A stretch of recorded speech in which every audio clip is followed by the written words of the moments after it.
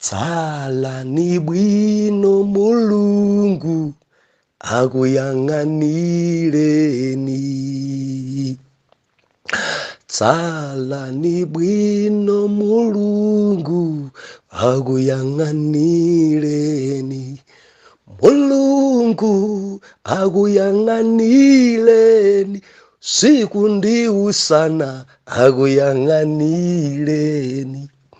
Mulungu akuyang'anireni. Nthawi zonse akuyang'anireni. Ndiulandireni okondedwa omvera konse kumene muli. Heneleke Ichale, mtumiki wanu, believer, lelo pa 8 Oktoba 2024 tagonjetsa, tapambana. Yesu chikuwarenga, pate yachitika mu ulemerero. Chiko watenga Yesu, chiko chija watenga Yesu, namuna Yesu wapambana. Chiko watenga Yesu, wadzilemekeza Mulungu, wadzionetsera Mulungu. Believer, Mulungu wadzivumbulutsa. Sitinalitoka sitinalitoka. Maso ndi maso papapa. Slogan imene yavuta kwambiri ku South Africa mwachaka chimenechi. Kungofika ku George, dzina linamati ku Garden Route, ku Naizina, ku Searchfield. Kuti maso ndi maso papapa. Hallelujah, hallelujah, hallelujah. Mulungu wadzilemekeza. Ayi ndilibe naye mawu. Ndinako kutsimikizika kuti ana Mulungu talimbikitsika kwambiri. Ndinako kulimbikitsika una kuti pali maumboni ambiri zimene Mulungu azichita mu ulendo umenewu. Believer, Mulungu achita zinthu. Maumboni ena timawamva pompo. Lero ndikufuna ndikutsazikeni basi. Ndipo ndikuwuzani ziwiri zitatu zimene Mulungu achita mu ulendo umenewu. Kada kunkudzaomba mkora zimene Mulungu andipatsa lero. Hallelujah, hallelujah. Nyimbo zimene zinavuta kwambiri. Ndipite tangofika ku Port Elizabeth. Kuti ndiko airport kumene kuja, bus station. Hallelujah, hallelujah. Ana a Mulungu chimwemwe. Believer, kudzuka kuno anthu Mulungu akumtumikira ndi moyo wawo wonse, nzeru zawo zonse. Believer, ndi chuma chawo chonse, mopanda mantha. Kuyang'ana anthu amene abwera kudzakulandirani, chikhwimbi cha anthu osachita mantha. Ndipite ndikalalike uthenga, ndipite ndikalalike uthenga, ndipite kalalike uthenga. Ine walalikira uthenga, ine ndine olalika uthenga, ine ndine olalika uthenga, ine ndine olalika uthenga, ine walalikira uthenga. Chinatisangalatsa ku George chifukwa cha maumboni. Mulungu ngopsa kwambiri, Mulungu ngopsa kwambiri. Maumboni unga mbiri. Kandi nene umboni uti kaya umodzi mwa iwo ndi uwu. That was 2022. Umboni mwene umandilimbikitsa kwambiri. 2022 mzimayi wina ochokera ku Naizina. Titafika ku Naizina, mzimayi anabwera ali ndi chosowa. Analibe mwana. Ne anatiphikira. Anatitumikira. Kama dzosamba nkupereka busa mukasambe nkuphika nkutani. Tikutsazikana ndi amanena kuti abusa mimba yanga njouma. Tinapemphera naye. That was 2022. 2023 sitinafike ku George kapena kuti ku Garden Route. Tidangobwera kupita ku Mpumalanga, kupita ku Port Elizabeth chaka chathachi. Ndidzamaliza Joburg kubwerera ku Malawi. Nkuti chozizwa chitachitika ku Naizina. Titapita mchaka chino, mzimayi anabwera ndi mamuna wake limodzi, mwana ali m'manja. Abusa ndidatumikira 2022 kungophika. Osati chakudya chocha adasonkha ndi anthu asonkha nanenso ndasonkha nawo, koma ndidakutumikirani. Anthu ankapita ku ntchito, ena ankapita koma ine ndidakhala nanu masiku amene mudakhala ndidakutumikirani. Ndipo ndidali ndi chosowa, ndidapempha mwana. Lero mwana uja ndi uyu. Mwana uja ndi uyu, dzina lake Timothy. Hallelujah. Anadalitsidwa ku Sedgefield dera lija la Garden Route, kudalitsa. Koma chosangalatsa kwambiri nchonena kuti mzimayi pamene ankabwera kudzadalitsa mwanayi, nkuti ali ni mimbanso yotopa. Khala mbanja nthawi italo sabala. Taganizani. Mwana abadwa chaka chathachi, abweranso ali ndi inanso mimba. Ena mati mimba toro, ena mati mimba phi. Mopanda manyazi kuyota kuti mimba dinjotopa. Akhoza sobereka chaka chino. Ameneyo ndiye Mulungu. Ndimafuna ndilize kwerere.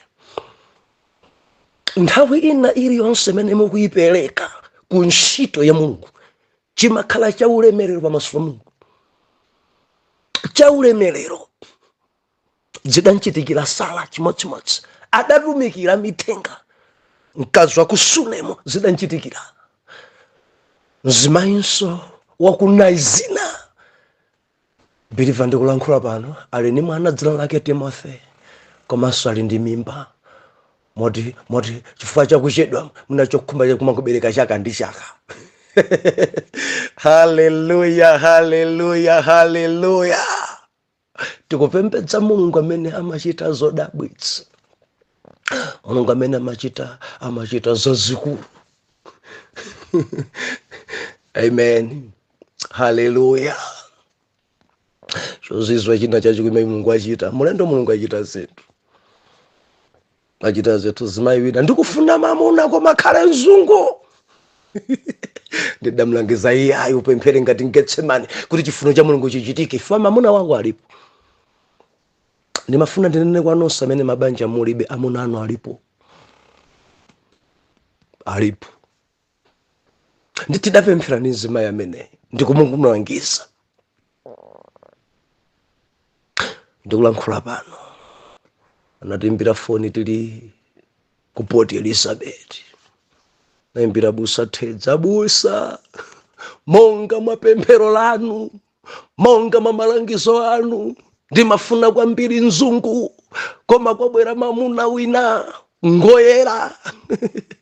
Koma chimamuna odzala ndi chikondi, mamuna onesa chikondi chenicheni. Pano dzayambika pano. Moti chaka chammawa chiti kudalitsa mamuna wa zinthu zake. Ndakonzeka kuntumikira. Mulungu si munthu. Mambone siningamalize pano lero. Koma ndikutsimikizireni. Tikupembedza Mulungu amene tikapemphera amamva komanso kuyankha. Sigondi kukalimeri chimulungu cha bala chidagona. Mukudziwa bala alibe mwe. Kuti kuli anthu ena kudziko kuno mpaka na panobe akupembedza zonse na kupembedza. Ena mumapembedza dziko pa za afisi, ena nyumba mwanu muli ndi dzandondocha dzimankhwala zopata ntchito, ena kumwabe zowawa. Ndimati ndikulimbikitseni. Bwerani kwa Yawe. amayankha. Eliya anati mwina akugona kapena mulungu wanu atsegula mimba kapena ali mtoileti kuwani kwambiri atanenera balada kuwa kuzichekacheka magazi chuchuchu. Mulungu amene adalizi sayankha, chiwanda sichimayankha, satana alibe chabwino. Mulungu yekha wa Israeli amene amayankha. Mulungu amene amayankha, Mulungu wa Israeli.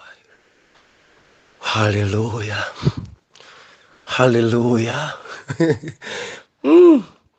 Titafika ku Port Elizabeth ndiye kunali zinyimbo zaswala maso ndi maso papapa papapa papapa. Haleluya, haleluya. Ndiye kudali nyimbo jasopano ijai ine ndaenda ine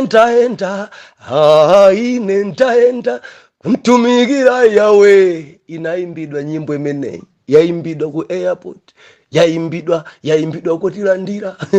Imaimbidwa mmachalichi tikangokumana maso ndi maso papapa. Nyimbo imeneyi inkaimbidwa.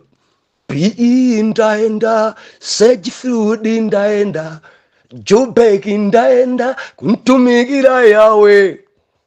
Believer, ulendo ngwa mulungu ngwa mulungu. Si president amene atituma ari kulipitani ku South Africa. Si bambonso utibereka.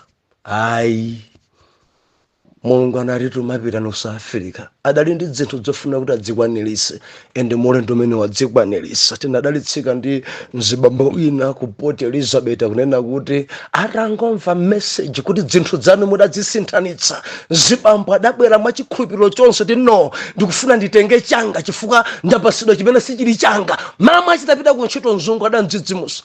Ndalama zimene adazigwira ena osantumizira kumudzi ma 1000 zinapangidwa release kuti zinthu zanga zimene zidasinthinitsidwa, zimene Satana adandisinthira zibwere, zabwerera. Ende adabwera mama acho dzapereka umboni kuti mulungu tikuntumikira ngopya. Ndinapemphera dzulo pa message ya dzulo, mulungu achita chozizwa. Ni mulungu amene ife tintumikirayo. Haleluya.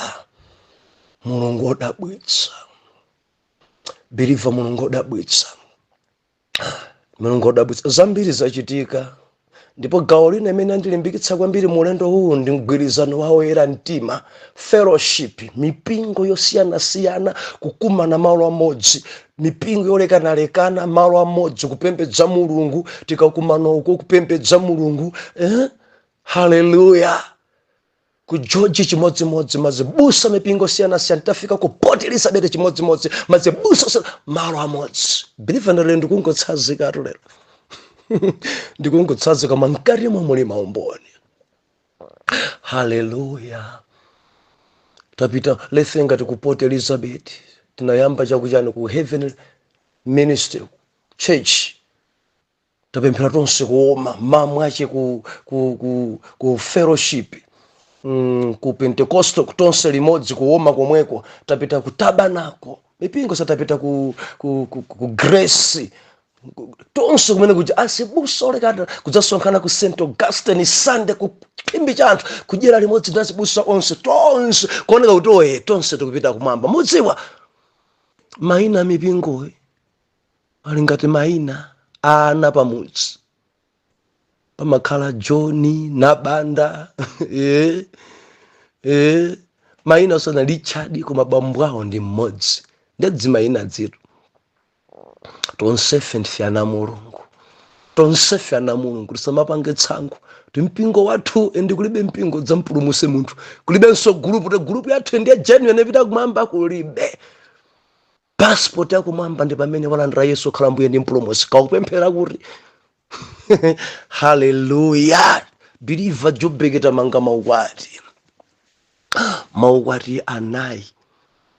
Saturday dali ndi maukwati awiri, Sunday maukwati awiri, ma overnight mmenemo. Ndi mulungu adzilemekeza kwambiri.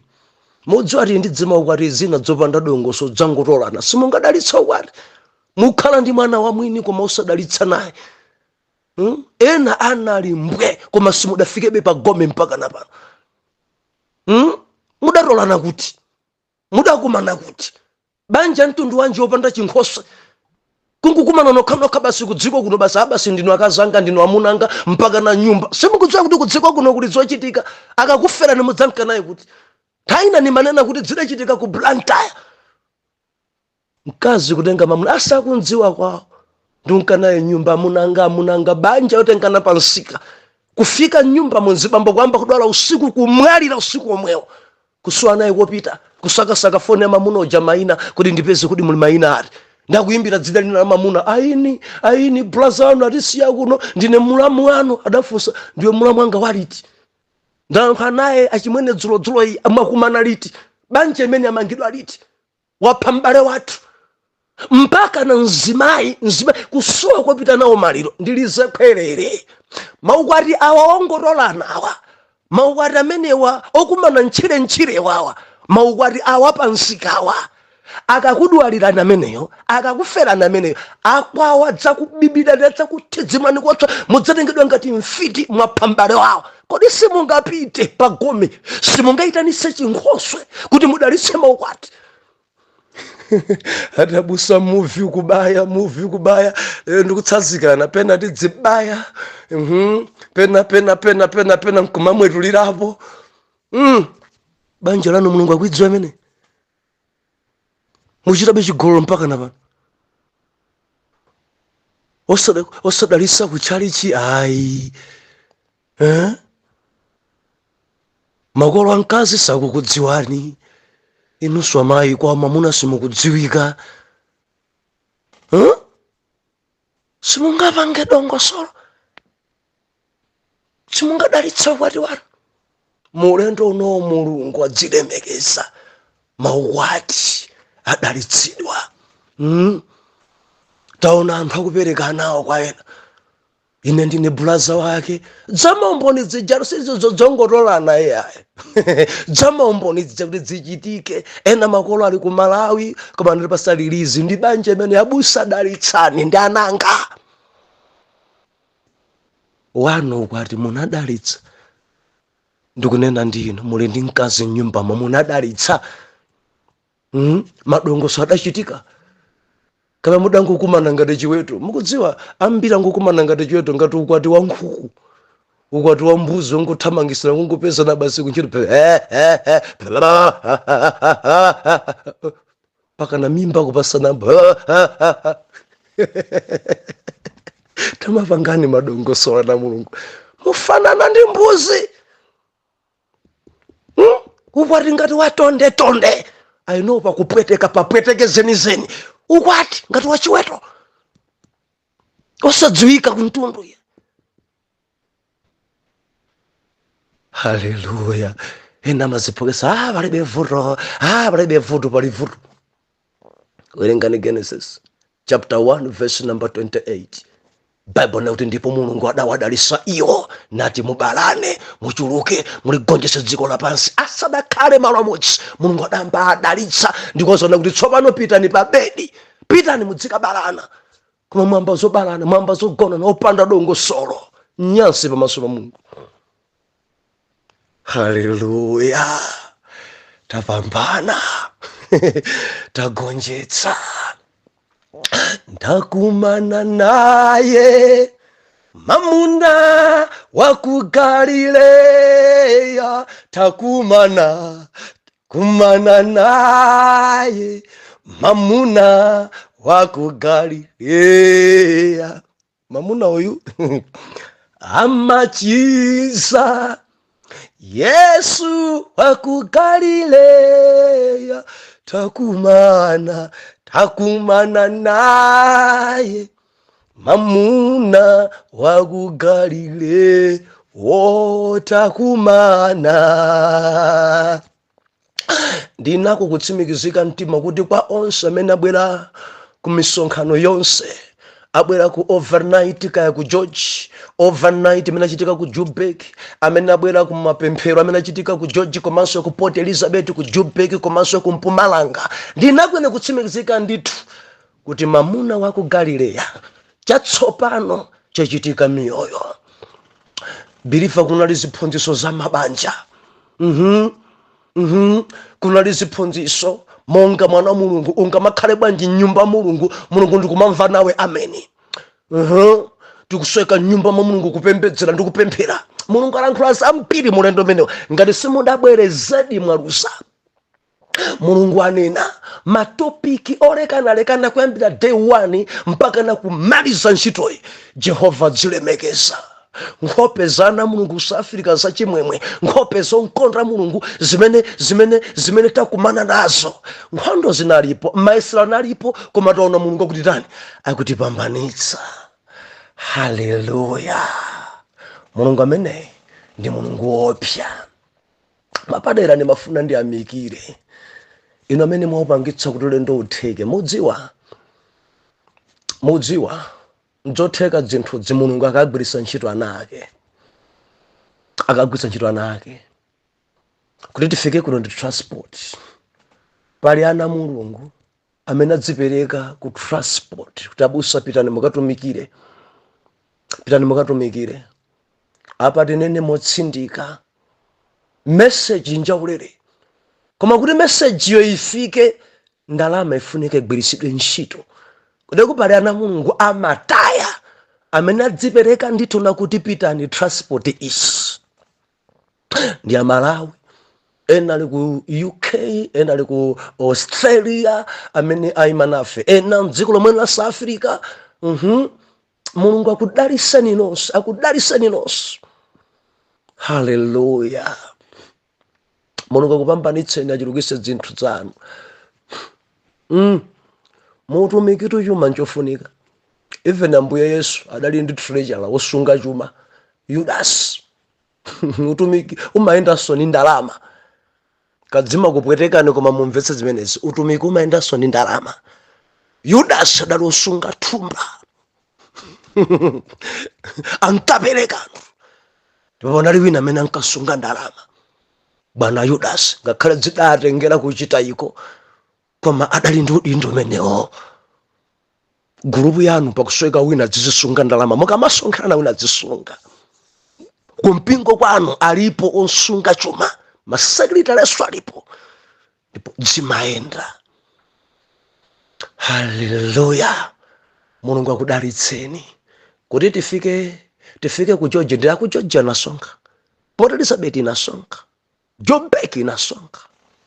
Mwina mmene sili nafike inde masiku anaoneka kuti sindingatokhala mwezi wathu ndikupambana mwezi according ndi malamulo a dziko kuti ndi 30 days, koma mwinamo zinthu zinavuta kusonga. Tinene zona chifukwa Cape Town anafunitsitsa koma zinalephereka kuti anthu asonke trip iteke. Pepani next year. Durban get ready next year. Kudziyambira patali mukhale ndi osunga chuma ku gulu lanulo. Haya ndalama ndi kuti pakhala ngati tikupembedza Satana. Analipo Judas amazisunga, Ambuye Yesu alipo ndalamazo. Takonzekerani leto za chaka cha mawa. Tikoti dai ndi ganizo mwa munthu nkunena kuti chaka cha masi tibwera zabwera 2026 kapa 2027. Koma ana mulungu malo amene tayenda na kuti chaka cha mawa, ena kuti tikuyamba kukonzekera pano. Atikulumpha dzenje nkuonera patali. Ana mulungu tintambe konzekera pano. Chaka cha mawa ngati Ambuye Yesu sabwera olendo kuthekanso. Haleluya. Kainu muvomeleza, kainu simuvomeleza, koma kumwamba kati yes, kulibe amene anganene kuti no. Chifukwa taona ife chozizwa mulendo uno, taona ife chodabwisa mulendo uno, taona anthu akudzipereka mulendo uno. Mudziwa anthu atisamala, atiyesa, nyumba zimene tagona zapamwamba. Kudzipereka anthu nyumba zatalowa nomo, kutiphikira mama wa masana madzulo, kutiphikira kutisambitsa. Chimene chachitika chincha ulemerero. Ndimafuna ndithokoze nonse amene mwatitumikira, ena amene mwapereka nyumba zanu, pereka chuma chanu ku ntchito ya mulungu, pereka nthawi yanu, pereka magalimoto anu. Ukatitenga ku airport magalimoto, zungulira, Joburg, mzibambo mmodzi magalimoto achawiri a business, ndikudzipereka mpaka na kutha kwa msonkhano wonse kuti ine ndidzatengera busa malo ena aliwonse. Mulungu mtumika kudalitseni kwambiri zimene zinzosowa. Haleluya. Gawo lalikulu lero ndikutsazika. mulungu ngwamkulu mulungu ngodabwitsa amapanga njira popanda njira. Ambuye akatikomera mtima mawa ndidzakhala ndikutumikira ndili ku Malawi. Ma intercessor ndikuthokozeni, mwaima nafe, mwachita nafe, mwapangisa kuti pate ichitike. Believer ena kusalabe kudya mpaka napano nakuti tisitidzasiya mpaka nabusa mudzabwerere ku Malawi. Ena makumana tsiku ndi tsiku pa group intercession sitikusiya mpaka namubwerere ku Malawi. Mukutha kuona zimenezi chifukwa chache zamphamvu zazikulu zachitika. Mukudziwa ulendo unalimba kwambiri, and umalimba ulendo unjerekeza madziwa kuti kuli zamphamvu. And kwatu onse amene takumana maso ndi maso papapa, masession onse, maservice onse, mukundivomereza kuti yes, mulendo mulungu anali ncholinga, anali nchochita, ndipo anthu amasulidwa, mulungu wadzilemekeza pate chitika mwamba. Hallelujah. Ambuye akudalitseni nonse amene mwatipempherera, amene mwatidalitsa ni mphatso zolekana madata. Ambuye akudalitseni kwambiri, ambuye akudalitseni kwambiri. Oh hallelujah. Dzulo timanena kuti temberero. Ndi makomenti amene abwera dzulo tikamaphunzitsa gawo imene anthu ambiri samatuluka makhala chete, koma ndinadabwa. Babwera makomenti abusa mukulankhula ndine, abusa mukulankhula ndine, pale matemberero awo abusa mukulankhula ndine, abusa mukulankhula ndine. Makomenti abwera ambiri, ena kutumiza ma audio, ena kumangolemba nyengo zanga sizili bwino abusa, nyengo zanga sizili bwino. Hallelujah. Ndedzulo timachita kutsindika kuti temberero njopya, temberero njopya, temberero imalowa magazi, temberero imazunza mtundu, temberero umadzazunzisa ana. Ndedi manena kuti matemberero enawa tidadzitemberera tokha, matemberero ena anthu ena adatitemberera, matemberero ena tadzitembe chifukwa chakuti mbwali pa kusachita mawu Mulungu. Matemberero ena tikukhala malo amene Joshua adanena kuti tisadzakhalepo kapena tisadzamangepo. Tili modzi mwana Mulungu, nthawi zambiri lilime lako dzisamalo kamanena ine ndidzafa chonchi basi, ine ndidzafa usauka basi, kuti kudzafa choncho chifukwa lilime lako kudzitemberera wekha. Ine ndine munthu, ine nkhululu ngati ine, khwiritoto ngati ine, kambewa kachabechabe, ambira madzitukwana, ine galu wachabechabe ngati ine. Bible nakuti munthu ndi galu, mwadzitenga kuti zimenezi mudzitemberera nokha.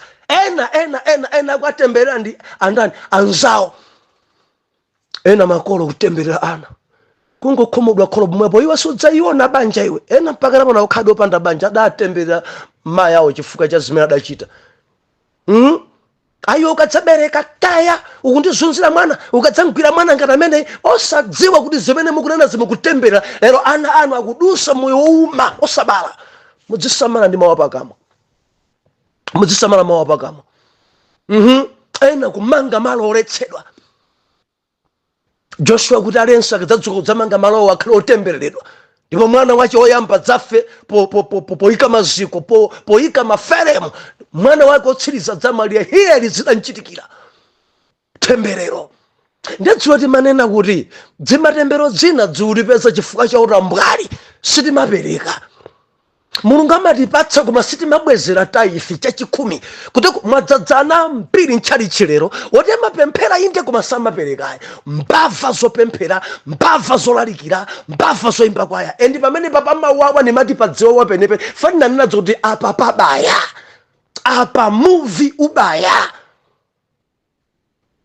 Mmapereka chachikumi.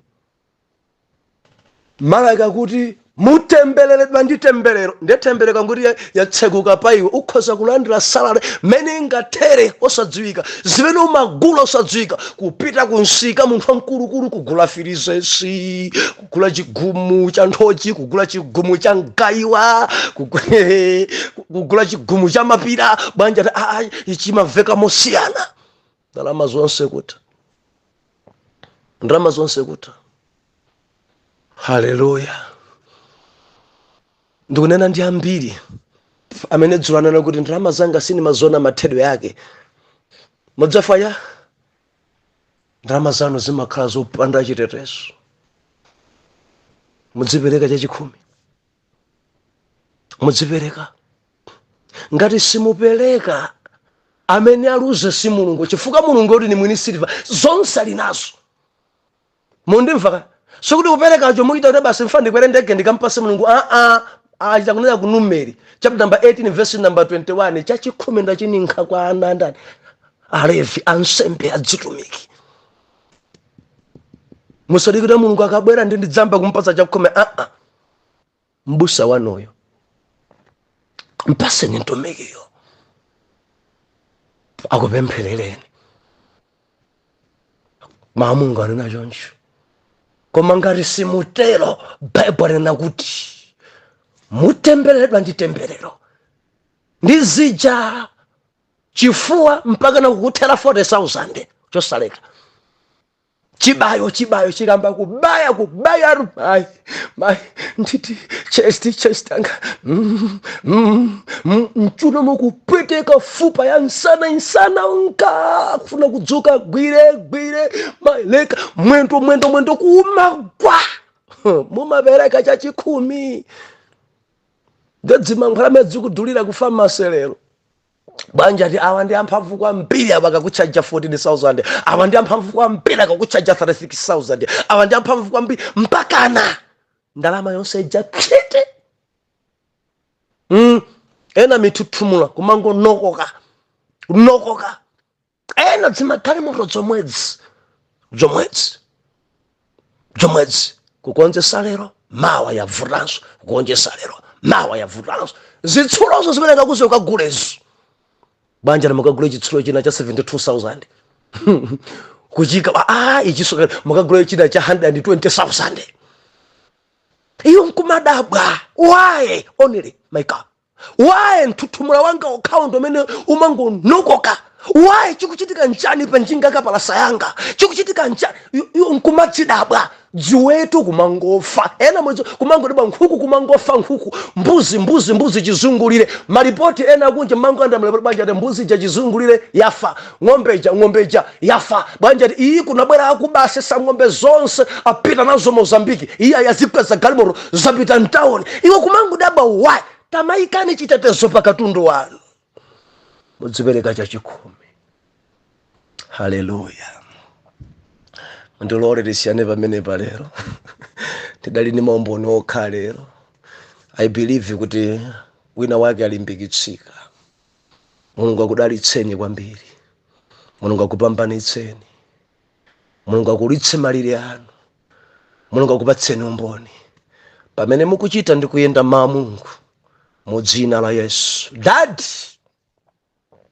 ntchito imene mudatipatsa tagwira nditamaliza. Ndikupemphera mwana wanu uyu akhale wakuchita mawu. Aende mmaumo kuti dzima temberero. Matenda amene akudwala, nkhondo zimene ali nazo.